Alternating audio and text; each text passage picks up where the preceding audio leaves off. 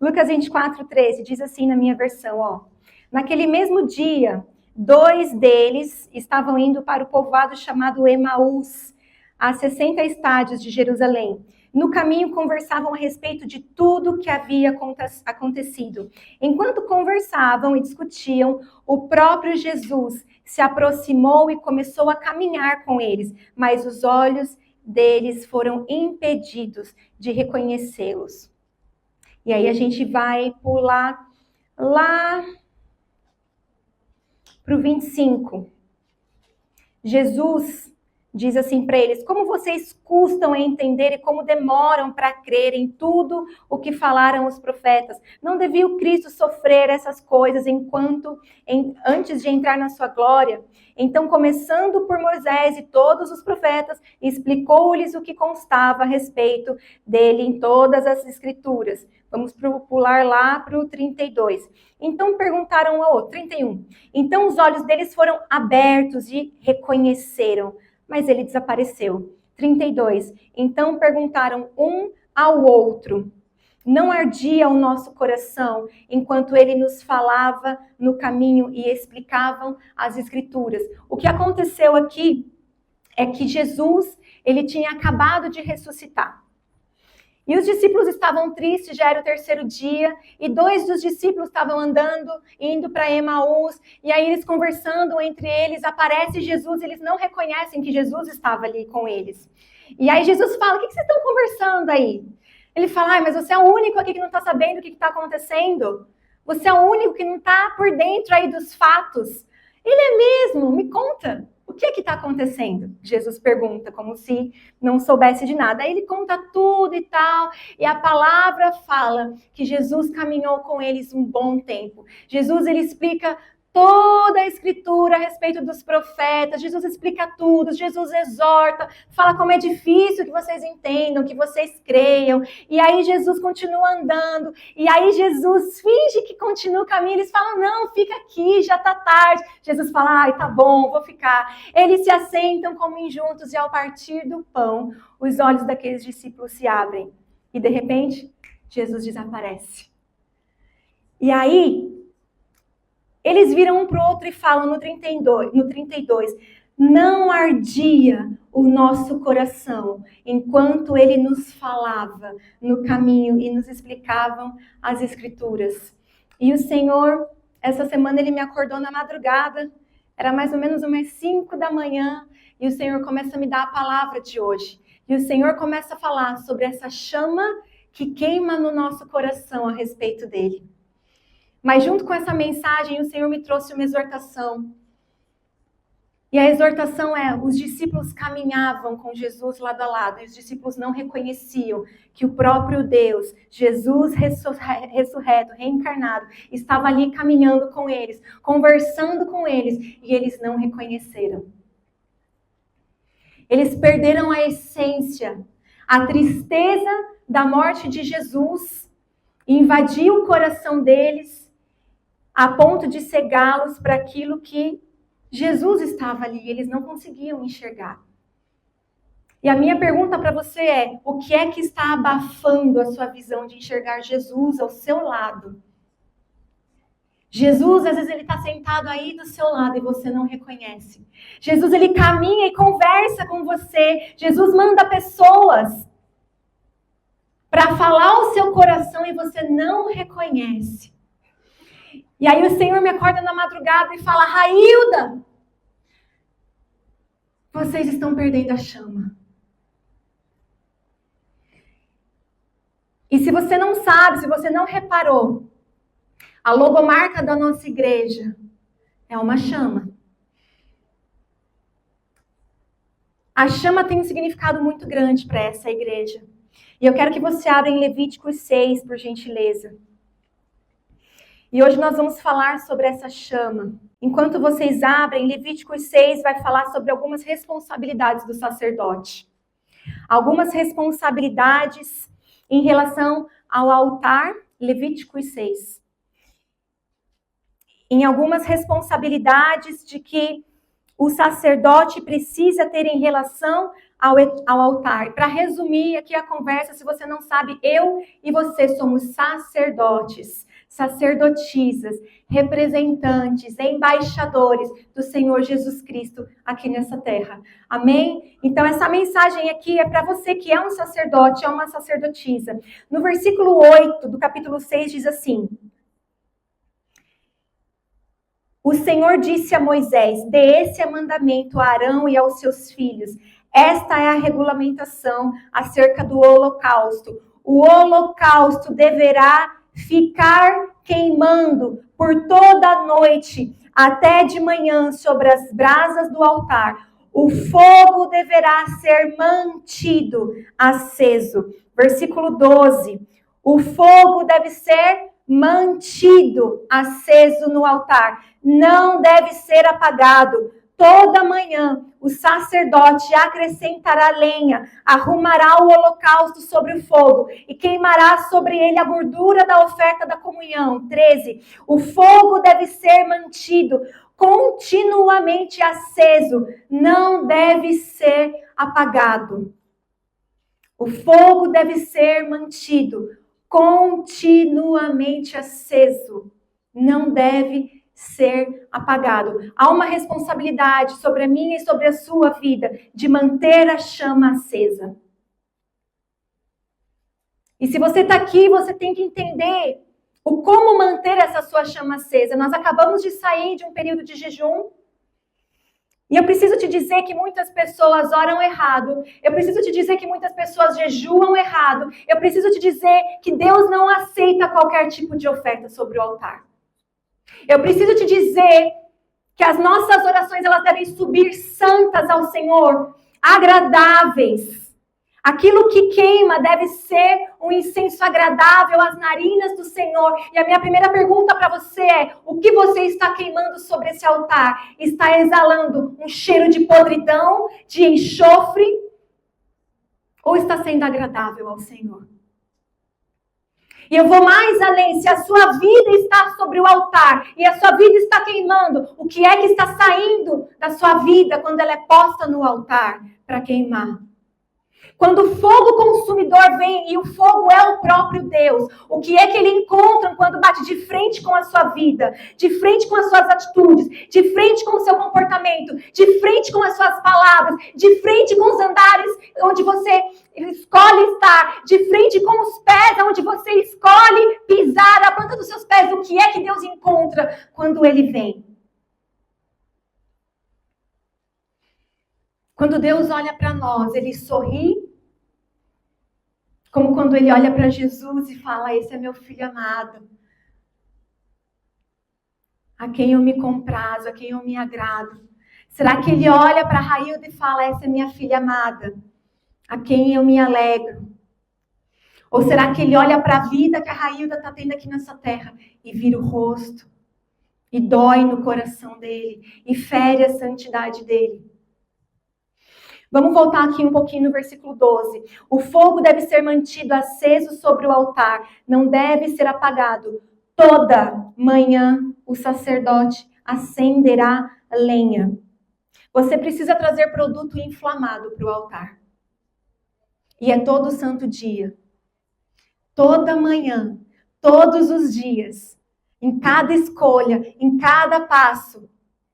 Minha sugestão é você abrir o olho, fala com seu pai: Senhor, consagro o meu dia ao Senhor. Deus, esse dia é seu. Cuida de quem eu vou encontrar. Cuida de com quem eu vou falar. Cuida das pessoas que vão aparecer no meu caminho. Sejam elas boas ou ruins, não importa. O que importa é o meu retorno. Não importa o que fazem com você. O que importa é a sua reação. A sua reação mostra quem de fato você é. Amém? Toda manhã, acorda o dia, esse dia não é seu, a agenda não é sua. Deus é o seu dia, foi o Senhor quem fez. Deus, a agenda é sua. Davi nos traz essa sabedoria. Davi fala: Senhor, ajuda-me a contar os meus dias. O que é contar dias? É não ter dias inúteis, é não ter dias que não valeram de nada, é ter dia que valeu a pena eu levantar.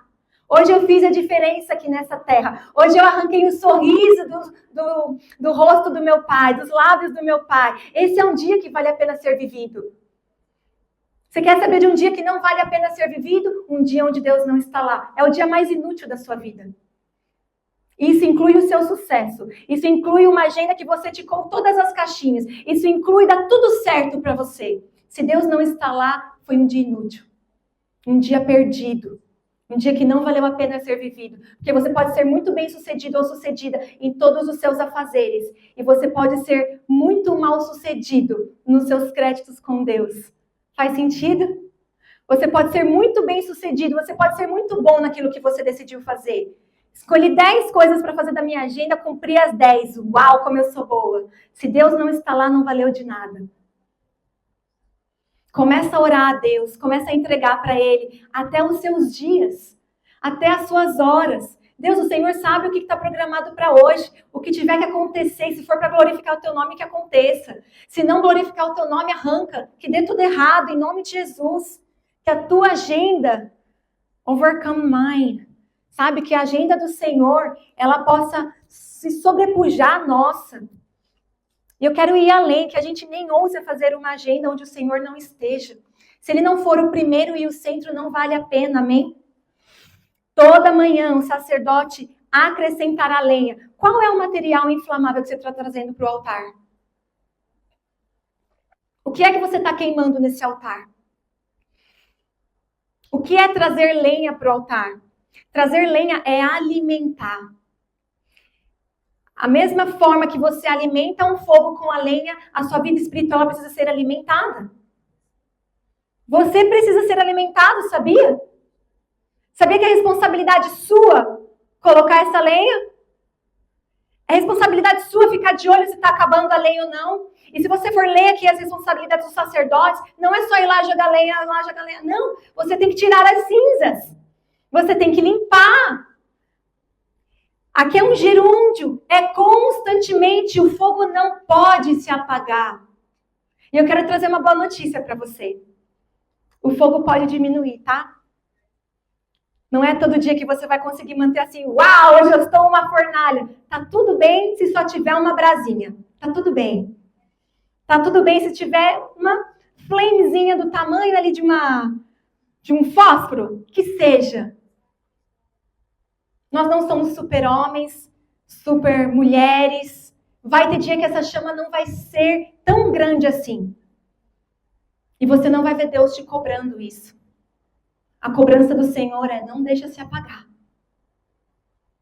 Esteja ela muito bem alimentada. Esteja ela pouco alimentada. Esteja ela pegando fogo e incendiando outros. Esteja ela sendo enough só para ela mesma. O que importa é você alimentar. E você está aqui numa terça-feira à noite, é alimentar. É alimentar. Você podia estar em qualquer outro lugar, fazendo qualquer outra coisa, mas você escolheu se alimentar. Isso faz parte do manter a chama acesa. Amém? O sacerdote acrescentará lenha, arrumará o holocausto sobre o fogo e queimará sobre ele a gordura das ofertas. Aqui a gente está falando do sacrifício, daquilo que você vai trazer para o altar. Naquela época, antes de Jesus, ainda havia sacrifício de animais. Então, dependendo do seu tipo de pecado, do tamanho do seu pecado, de acordo com a lei de Moisés, você tinha que trazer um determinado animal ou uma quantidade. Então, para pecado A, B e C, vai ser tantas rolinhas, vai ser tantos cabritos, tem que ser imaculado, tem que ser novo, tem que ser o primeiro do rebanho, tem que ser sem mancha, tem que ser perfeito, não pode ter nenhuma debilidade física, e tem que ser assim, tem que ser assado. E na época antes de Jesus, era assim. Mas sempre houve sacrifício, sempre houve oferta. E essa é uma noite de reflexão para você olhar para a sua vida e falar: peraí, o que é que eu estou ofertando para o meu Deus? E a palavra vai falar aqui que o sacerdote, ele prepara. Está lá no versículo 12, no final do 12. Ele fala que ele arruma o holocausto sobre o fogo. Você tem que arrumar, você tem que preparar, você tem que pensar. Sabe, o sacrifício é algo que te custa. O sacrifício é uma parte da sua vida que vai te custar. Seja um comportamento, seja uma renúncia de alguma coisa ou de alguém, seja o que for, seja alguma coisa que você precisa se alinhar com Deus, mas precisa haver algo arrumado. Não jogue no altar qualquer coisa. Não faça isso. Não trate as coisas de Deus com levianidade. Não faça isso. O que é de Deus, o que é do mundo é do mundo. Não misture as coisas. E eu falo isso porque já naquela época havia uma mistura de santo e profano. Já naquela época existia uma exortação de Deus. E ele falava, não misture o santo com o profano. O que é santo é santo. O que é profano é profano. Não misture. E eu não estou falando de você ir lá para o mundo e ser luz do mundo, porque já falamos disso aqui inúmeras vezes. Eu não estou falando de você ir lá e brilhar a luz, porque independente de onde você esteja, é água e óleo. A gente não se mistura. Não tem como. Você pode se fazer como eles para ganhar a eles. Agora, ser exatamente eles, você não é. Então, não misture o santo e o profano. Não misture aquilo que é lícito com aquilo que é ilícito. Isso começou a queimar no meu coração, porque o Senhor, Ele fala muito de fogo. O Senhor, Ele fala muito sobre Ele mesmo ser um fogo que consome. E essa exortação é para a nossa vida, porque se você está em Deus, o fogo ele não vem para te machucar. Ele vem para te purificar. Amém? Se você tiver que ser jogado na fornalha, Sadraque, Mesaque e Abednego, você não precisa ter medo do fogo. Se a sua vida é reta diante de Deus, você não tem medo do fogo. Você clama pelo fogo. Não foi assim que o profeta fez? A gente clama, a gente fala, Deus, desce aqui, pour it out. Começa a trazer esse fogo, porque na verdade a gente precisa dele. Tem coisas na nossa vida que a gente não consegue se desgrudar, a não ser quando vem o fogo do Senhor. É assim que o ouro ele é purificado. E você, como tendo valor de ouro para o Senhor, aliás, muito mais, ele precisa vir com esse fogo. E essa é uma exortação para nós, igreja. Porque esse fogo ele precisa vir não de fora, mas de dentro. Esse fogo ele precisa queimar, assim como nos discípulos. E olha a grande misericórdia de Jesus. Eles não viram Jesus, eles não reconheceram Jesus, mas eles sentiram Jesus. Jesus permitiu que eles sentissem o fogo, porque a palavra fala, não andávamos nós e nós não queimávamos enquanto falávamos com ele. Enquanto você mantiver o seu relacionamento com Deus, você não precisa temer o fogo. Enquanto você só abrir os seus ouvidos para as Escrituras, você não precisa temer o fogo. Enquanto você abrir o seu coração para ser exortado, porque aqui os dois discípulos, eles foram exortados por Jesus. Jesus mal voltou da ressurreição e está falando como é difícil de vocês entenderem. Jesus chega dando bronca e não tem problema, porque enquanto você tiver com ouvidos e coração e mente aberta para a exortação, ainda assim o Senhor vai queimar de dentro de você. Ele vai queimar e você precisa crer que você tem esse fogo. Você precisa crer que só tem uma responsabilidade sua, que é aumentar, que é alimentar essa lenha. Mas esse fogo está dentro de você. Se você é um discípulo de Jesus, se você está caminhando, se você fala de Jesus por onde você vai, se você vive Jesus na sua vida, se você é um desses discípulos, não importa nem se você está triste como eles não estavam no melhor momento da vida deles, mas eles abriram os ouvidos para a exortação. E aí o fogo começa a queimar. E eu quero já encerrar essa palavra com... Eu sei que muitos aqui querem incendiar e queimam por um avivamento e pedem por um avivamento. E eu vou te falar, nada vai acontecer enquanto não começar em você primeiro. Não existe um avivamento que você traz para o outro que não comece em você. Não existe um fogo que você quer derramar sobre a vida do outro se você não for esse incendiário. O Senhor te chamou aqui nessa noite para que você queime. E queime não para você, mas para outros. Você precisa queimar para outros, porque um carvão queimando sozinho ele vai apagar. Mas se você tiver outros para queimar, esse fogo vai manter continuamente aceso sobre o altar. E essa é a graça, esse é o milagre, esse é o segredo de manter a chama continuamente acesa. É você viver uma vida com Jesus. Não importa os seus altos e baixos, talvez você não esteja no seu melhor dia hoje também, como os discípulos não estavam. Não importa. O importante é que há uma chama aí dentro do seu coração. E se você só clamar, se você só falar, Jesus, aumenta essa chama. Jesus, eu quero sim avivamento, eu quero sim incendiar, mas isso tem que começar por mim. Você quer ver uma pessoa que para mim é um falso avivalista? É a pessoa que não queima ela mesma. Não existe.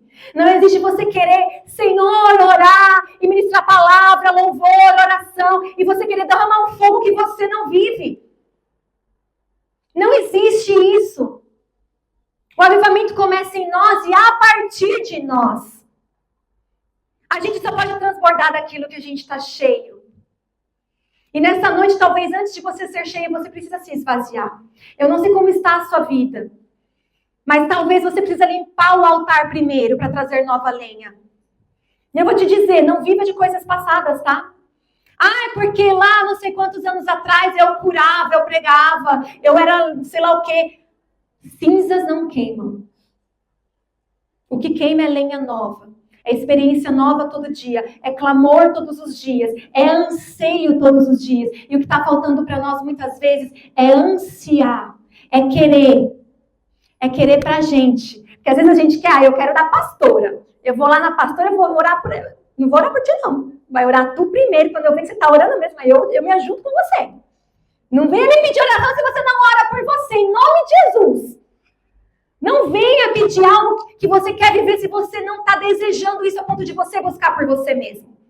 Para de se escorar na fé dos outros. Para de buscar o irmão, a irmã, a tia do coque. Busca para você que Deus te responde.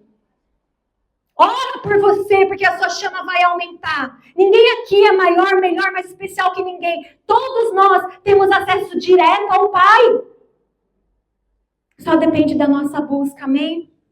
Vamos buscar juntos? Você pode se colocar de pé?